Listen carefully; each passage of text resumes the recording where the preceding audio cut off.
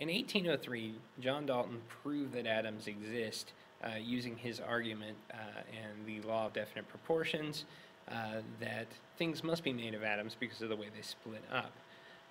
At this point, our model of the atom was pretty much that it was just a solid sphere. So think like a cue ball if you're playing billiards. And there was not much else to an atom other than that. Then Mr. J.J. Thomson comes along. And in the late 1800s, so we're talking about 1896 here, J.J. Thomson discovered that there were smaller parts to an atom, in particular this part called an electron. So he discovered the electron. Atoms can be broken down into smaller parts, and we had to change our understanding of the atom at this point, because now we realized that that model of the atom as just being like a solid sphere was incorrect, and so J.J. Thomson came up with a new model, which he called the plum pudding model. Now, how he made this discovery was using something called a cathode ray tube, which you can see here.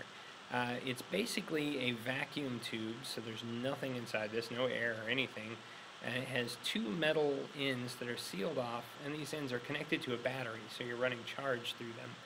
And what happens is when you connect those ends to a battery, you get this ray of light that shines across the tube, and that would be that cathode ray. And nobody really understood what was going on with this at the time. Thomson put a charged plate up next to this and found that the particles that make up that beam are negatively charged. That is, they're attracted to a positive charge and repelled by a negative charge. He also, through a little bit of math, figured out that these particles were 1,840 times smaller than the smallest atom. So they're extremely tiny, and they can come from any metal. And he reasoned that since they come from any metal and they're smaller than an atom, the things that make up this ray must be small little particles located inside an atom. And eventually these were called electrons. His model, which he called the plum pudding model, said that just like the previous model of Dalton, and even Democritus if you want to go back that far, said that the atom was just kind of like just a solid, smooth sphere. Thomson reasoned that there must be these electrons stuck inside, almost like chocolate chips and chocolate chip cookie dough. And since atoms were neutral, there had to be some positive charge to balance out that negative charge. And so he said the matter in between the electrons must have a small positive charge. And this model of the atom was called the plum pudding model.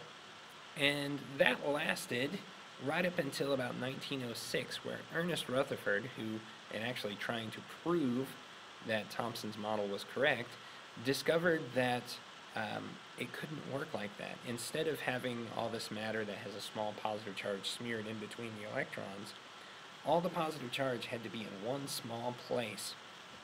And so our model of the atom changed again. Now, Rutherford's experiment is one of the most celebrated in all of science. This was an amazing experiment. Rutherford had discovered these things called alpha particles, which have a positive charge. And he had made a device that would actually shoot these in whatever direction he wanted.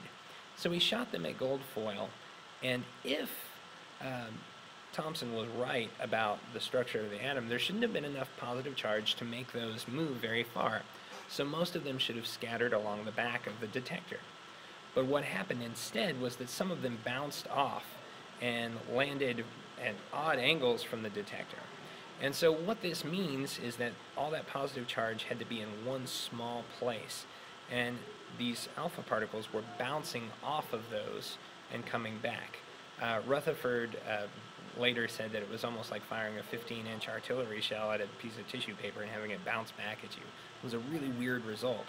So what he realized is there had to be this small center of positive charge, and he made this model called the Planetary model. And what this is that in the center of the atom you have all the positive charge located in particles he called protons, and what was happening with the alpha particles were they were bouncing off of that. The electrons, which still had to be in the atom, were circling around the nucleus just like planets circled the sun.